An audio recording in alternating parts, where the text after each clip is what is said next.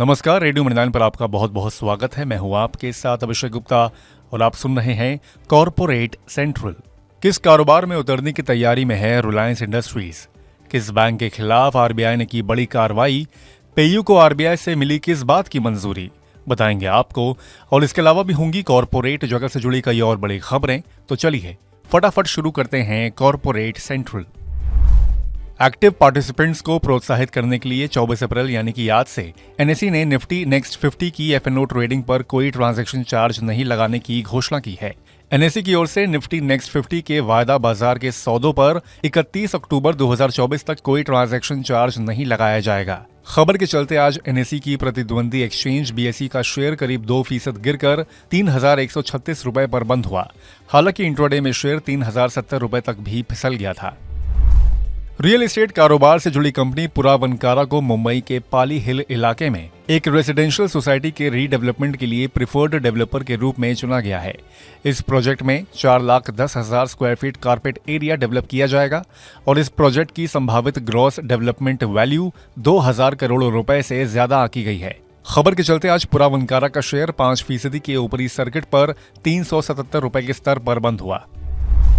देश की सबसे मूल्यवान कंपनी रिलायंस इंडस्ट्रीज यानी कि आरआईएल कंज्यूमर इलेक्ट्रॉनिक्स और होम अप्लायंसेस कारोबार में बड़े पैमाने पर उतरने की तैयारी कर रही है। वाइजार के नाम से कंपनी नया ब्रांड लॉन्च करने की तैयारी में है। इसके तहत company Dixon Tech, MICR electronics जैसी कॉन्ट्रैक्ट मैन्युफैक्चरिंग के साथ प्रोडक्शन करार कर सकती है और आगे चलकर खुद के प्लांट भी लगाएगी। खबर के चलते आज आरआईएल के शेयर में आधा फीसद से ज्यादा की गिरावट के साथ 2,901 रुपए 45 पैसे पर कारोबार का अंत हुआ। वहीं डिक्सॉन टेक का शेयर 5% चढ़कर 8,152 रुपए पर बंद हुआ। हालांकि इंट्राडे में शेयर ने 8200 रुपए का रिकॉर्ड उच्चतम स्तर भी छुआ था। तेल गैस सेक्टर में ऑफशोर सेवाएं देने वाली कंपनी सीएमैक ने सीएमैक्स वॉटफिश नाम से अपने एक वेसल की लीज अवधि 30 दिन बढ़ाने के लिए करार किया है। सऊदी अरेबिया की जैमिल ऑफशोर के साथ लीज अवधि बढ़ाने के लिए कंपनी 14 करोड़ रुपए का भुगतान करेगी। खबर के चलते आज सीएमैक का शेयर करीब 1.5% गिरकर 1,092 रुपए पर बंद हुआ। हालांकि शुरुआती कुछ मिनटों में शेयर 1140 रुपए 5 पैसे तक भी उछल गया था। बैंकिंग रेगुलेटर आरबीआई ने आईआईएफएल फाइनेंस के स्पेशल ऑडिट की शुरुआत कर दी है। कंपनी की ओर से स्टॉक एक्सचेंजों को दी गई जानकारी के मुताबिक मंगलवार 23 अप्रैल से आरबीआई के आदेश के अनुसार स्पेशल ऑडिट शुरू हुआ है और स्पेशल ऑडिट टीम को कंपनी पूरा सहयोग कर रही है। खबर के चलते आज आईआईएफएल फाइनेंस का शेयर करीब 1/4% गिरकर 409 रुपए पर बंद हुआ। एनसीएलटी की बेंगलुरु बेंच ने एडटेक कंपनी बायजूस के राइट्स इशू से जुड़े मामले की सुनवाई को 6 जून तक के लिए टाल दिया है। हालांकि नकदी की दिक्कत से जूझ रही कंपनी को एनसीएलटी से राइट्स इशू की रकम इस्तेमाल करने की मंजूरी मिलने की उम्मीद थी, जिससे 15,000 कर्मचारियों को सैलरी का भुगतान किया जा सके। कंपनी का मासिक वेतन खर्च 40 से 50 करोड़ रुपए है। बैंकिंग रेगुलेटर आरबीआई ने प्राइवेट सेक्टर के कोटक महिंद्रा बैंक के खिलाफ कड़ी कार्रवाई की है। आरबीआई ने बैंक की ओर से मोबाइल और ऑनलाइन बैंकिंग के जरिए नए ग्राहक जोड़ने पर रोक लगा दी है। साथ ही नए क्रेडिट कार्ड जारी करने पर भी रोक लगा दी गई है। दरअसल साल 2022 और 23 के लिए आरबीआई की ओर से हुए बैंक के आईटी एग्जामिनेशन के बाद उठी गंभीर चिंताएं के चलते ये फैसला लिया गया है। इस फैसले के मुताबिक मजबूत आईटी इंफ्रा की गैर मौजूदगी में बैंक की डिजिटल बैंकिंग को अक्सर और बड़े आउटेजेस का सामना करना पड़ रहा है। खबर आने से पहले आज कोटक महिंद्रा बैंक का शेयर करीब 2.25% की मजबूती के साथ 1,842 रुपए 95 पैसे के स्तर पर बंद हुआ। 15 महीने के लंबे इंतजार के बाद फिनटेक फर्म पेयू को पेमेंट एग्रीगेटर के रूप में काम करने और नए व्यापारियों को फिर से जोड़ना शुरू करने के लिए बैंकिंग रेगुलेटर आरबीआई से सैद्धांतिक मंजूरी मिल गई है। जनवरी 2023 में आरबीआई ने जटिल कॉर्पोरेट स्ट्रक्चर के कारण पेयू को पेमेंट एग्रीगेटर के रूप में काम करने के आवेदन को वापस कर दिया था और नए व्यापारियों को शामिल करने से रोक दिया था।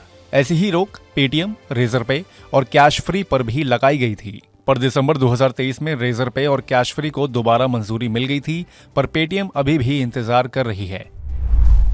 वॉलमार्ट के मालिकाना अधिकार वाली फोनपे ने पिछले 1 साल में अपनी सब्सिडियरी कंपनियों में 800 करोड़ रुपए से ज्यादा का निवेश किया है। कंपनी ने इंश्योरेंस ब्रोकिंग, वेल्थ मैनेजमेंट और हाइपर लोकल ई कॉमर्स कारोबार को बढ़ाने के लिए ये निवेश किया है, जिसमें से आधी से ज्यादा रकम यानी 426 करोड़ रुपए का निवेश फोनपे इंश्योरेंस ब्रोकिंग सर्विसेज में किया गया है। इससे साफ संकेत मिलते हैं कि कंपनी और इंश्योरेंस कारोबार को लेकर काफी बुलिश है। रजिस्ट्रार ऑफ कंपनीज यानी कि आरओसी से मिली जानकारी के मुताबिक कंपनी ने इंश्योरेंस ब्रोकिंग का लाइसेंस मिलने के बाद से इस कारोबार में 1000 करोड़ रुपए से ज्यादा का इक्विटी निवेश किया है।